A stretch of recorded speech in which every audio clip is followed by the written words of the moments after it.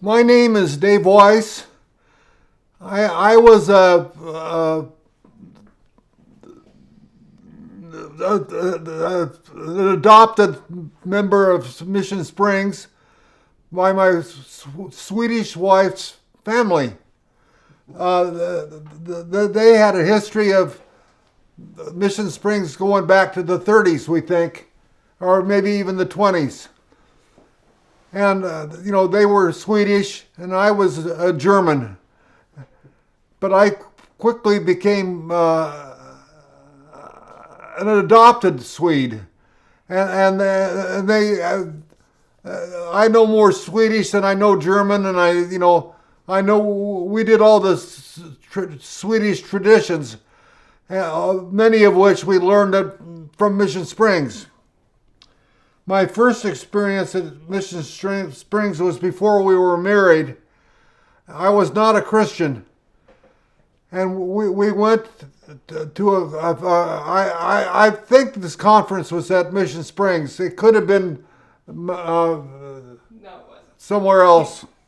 Anyhow, the preacher, the speaker, was an old Baptist, and he was saying, "Oh, I'm old and tired, and so forth." And he says, "I'll try to make it through." And he was very, very dynamic, and he convinced me as an engineer that it was all right to become a Christian. So anyhow, as a result of this Mission Springs conference, I became a Christian. Okay, family camp became a big part of our family's tradition.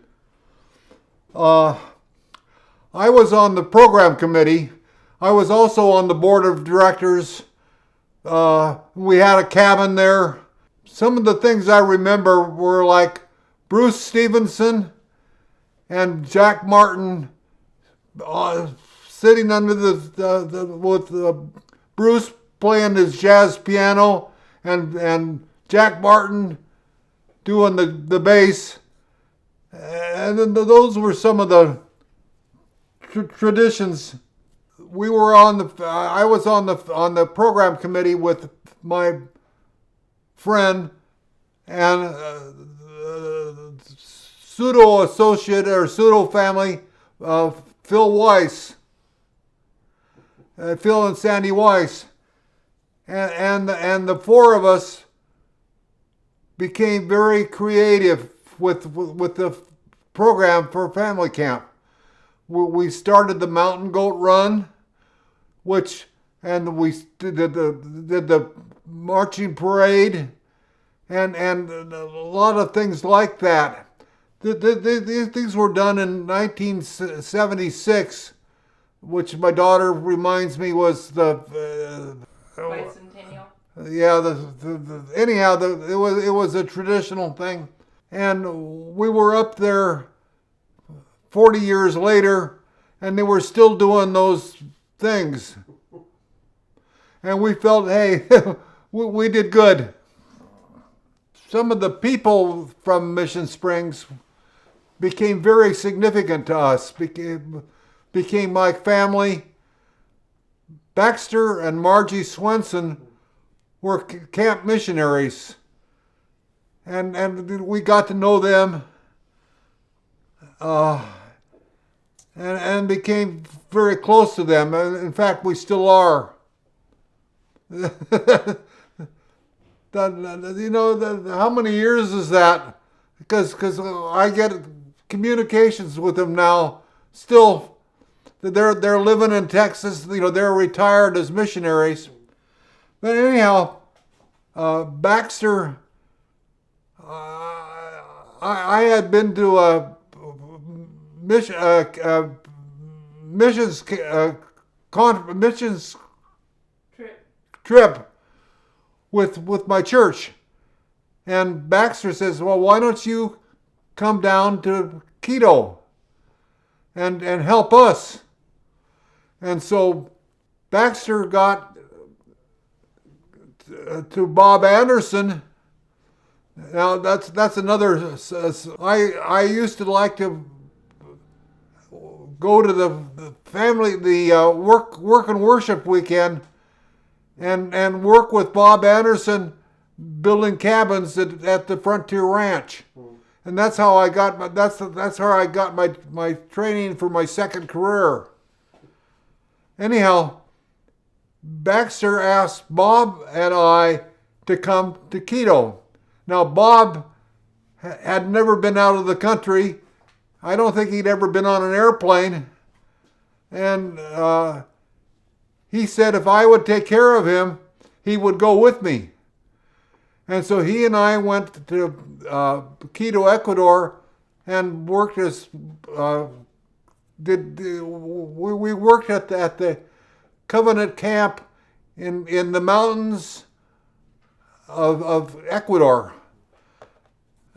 So it was appropriate that it was, we were coming from Mission Springs to the Quito camp. It was an interesting trip.